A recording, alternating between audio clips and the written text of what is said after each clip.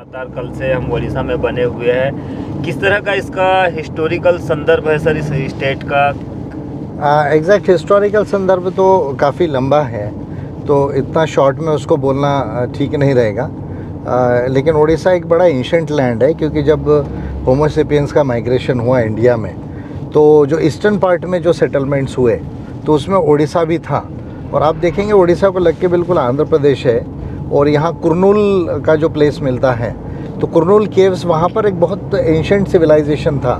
यानी इंडिया के जो मोस्ट एंशंट साइट्स है, भीमबेटका है, कुरनूल है, अतिरापक्कम है, तो ये कुरनूल भी मोस्ट एंशंट है, यानी भीमबेटका के बराबर उसका भी पीरियड आता है। और उससे लगा हुआ ये पोर्शन है उड़ीसा का। तो जब होमो सेपियंस माइग्रेट हुए पूरे वर्ल्ड में, और एक ब्रांच जो इंडिया में आया है जो गोंडवाना था पहले, तो उसका ये पोर्शन का सेटलमेंट है। और उसके बाद तो फिर हिस्ट्री में जो है वो कलिंग के बाद से ज़्यादा हिस्ट्री यहाँ रिकॉर्डेड है। केव सिविलाइजेशन की सर आपने बात की है, केव सिविलाइजेशन के बाद में किस तरह से इंसान आगे प्रगत होते हुए आगे बढ़ा सर, जो आज इस स्वरूप में हम देख रहे हैं? देखिए यमलेश जी, पहले ना आइस एज था, तो आइस एज यानी बर्फ़ था धरती पर ज़्यादा, तो इसलिए जो होमो सेपियन है ना इंसान है, उसको केव जो है गुफा ही सेफ थी, क्योंकि वहाँ एक तो ठंडी से उसको बचने का साधन था, प्राणियों से बचने का साधन था। तो पहली जो सभ्यता डेवलप हुई है ना, वो केव्स में डेवलप हुई है। और वो कभी हमको इंडिया में जैसे आपको भीमबेटका जाएंगे तो ज़्यादा अच्छे से मिलेगी, कुरनूल में भी मिलेगी। अगर आपको यूरोप में अगर आप चले जाते हैं तो यूरोप में कई केव्स है जहाँ पर आपको इसको मिलेगी। स्पेन के अंदर में बहुत अच्छा केव सिविलाइजेशन का रिकॉर्ड हुआ, फ्रांस के अंदर में जो है रिकॉर्ड हुआ है ना। वर्जी वैली आई फील इस तरह का नाम है, बोम्बंडा केव्स है, इस तरह के बहुत, अभी एग्जैक्ट नाम लेने में ये होगा क्योंकि मेरे पास अभी रिकॉर्डेड जो है दूसरे जगह है। तो आपको पूरे दुनिया में केव सिविलाइजेशन मिलेगा। वहाँ से जब आइस कम हुआ लगभग 11,000 साल पहले, तो जैसे इंसान 70,000 साल से जब उसको बुद्धि आई तो वहाँ से वो डेवलप होना स्टार्ट हुआ। लेकिन आइस की वजह से मोबिलिटी कम थी और वो बाहर कम आता था।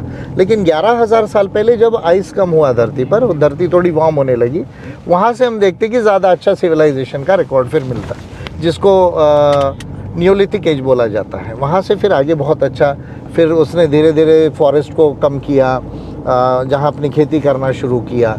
ये सारी चीज़ें फिर देखने को मिलती है इसमें। सर ये तो इसका जो ऐतिहासिक जो एंसेंट रहा है, एंसेंट जो एंसेंट इससे जुड़ा हुआ है ये संदर्भ है, कलिंग के नाम से भी इसको जाना जाता है, चूँकि तो रिलीजन से जुड़ा हुआ मैटर मानते हैं इसको, क्योंकि सम्राट अशोक के समय का ये नाम था। ये किस तरह का संदर्भ है? वो रिलीजन को अगर हम 2 मिनट के लिए बाजू भी रखें तो कलिंग का जो एरिया था एक्चुअली बेसिकली ये तो ट्राइबल लैंड था।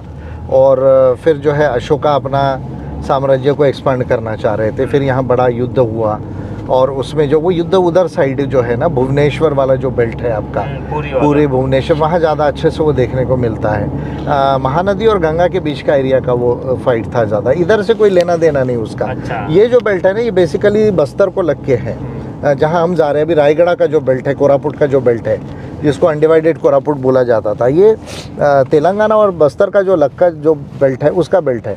इसका कलिंग से कोई ज़्यादा संबंध नहीं। कलिंग का जो संबंध है पुरी का जो बेल्ट है, ईस्टर्न उड़ीसा का वो बेल्ट जो है, पुरी के आसपास, भुवनेश्वर के आसपास का वो बेल्ट है। इवन देन वो जो युद्ध था वो बेसिकली पोर्ट के लिए, अशोका को एक्सपोर्ट करने के लिए पोर्ट चाहिए था। और वहाँ पर जो है पोर्ट्स, क्योंकि नदी थी, महानदी जो है, वहाँ पोर्ट्स ज़्यादा थे समंदर से, क्योंकि उस समय कॉटन का एक्सपोर्ट बड़ा प्रॉफिटेबल था। जैसे आज ऑयल होता है, तो उस समय वो कॉटन हुआ करता था। तो उसके लिए अशोका ने साम्राज्य एक्सपेंड किया और वो युद्ध हुआ, वो उसका संदर्भ है। सर हम जिस रूट पे चल रहे हैं यहाँ पर मिनरल और नेचुरल रिसोर्सेज बड़ी तादाद में दिखाई दे रहे हैं। इनका क्या, किस तरह का मानव जीवन में बना हुआ है सर संदर्भ? नहीं, देखिए नेचर तो सबसे बड़ा, देखिए कॉस्मॉस में, धरती में नेचर जो है और लाइफ है, ये अपने आप में बड़ा ब्यूटीफुल है। यानी कॉस्मॉस में ये जो लाइफ की ओरिजिन है और नेचर है ना, जो नेचर भी तो लाइफ ही है ना। आप देखिए, आप अगर पेड़ पौधे अगर बोलते, प्राणी बोलते, तो वो भी तो लाइफ ही है।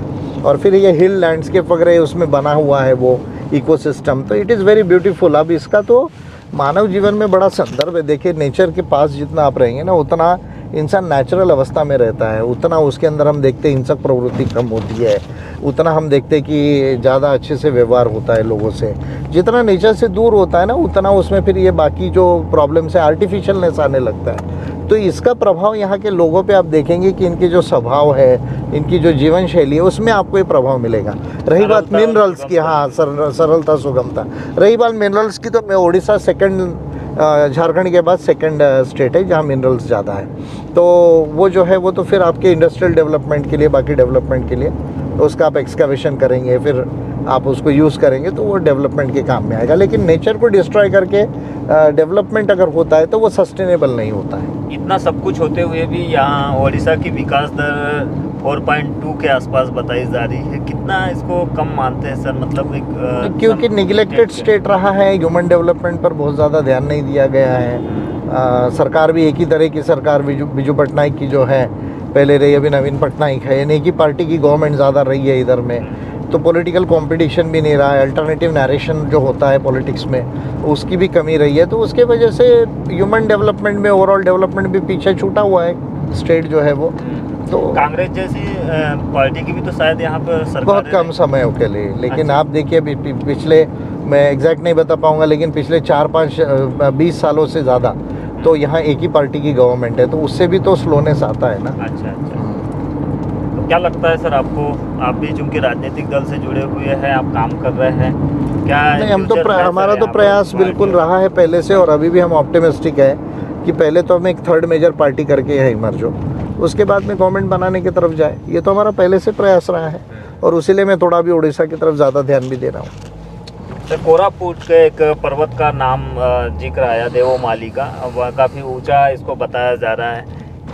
किस तरह का, मतलब यहाँ पे पर्वत काफ़ी दिखाई दे रहे हैं, और शंकु आकार के पर्वत काफ़ी दिखाई दे रहे हैं। जनरली हम देखते हैं सर, पर्वत जो होते हैं लंबाई होते हैं, उनका कोई सीमा नहीं होती, लेकिन यहाँ पे शंकुधारी पर्वत ज़्यादा दिखाई दे रहे हैं। ये ईस्टर्न घाट्स का पोर्शन है ना ये, तो ईस्टर्न घाट्स का फॉर्मेशन अलग ढंग से हुआ है। वेस्टर्न घाट्स का जो है, बॉम्बे तरफ का जो पोर्शन है, या केरला और कर्नाटका का, वो फॉर्मेशन अलग हुआ है। तो इसलिए आपको यहाँ पर जो हिल्स है उसका थोड़ा फॉर्मेशन अलग दिखेगा, है ना। वो तो जियोलॉजिकल प्रोसेस है, उसके वजह से हिल्स का शेप अलग अलग होता है।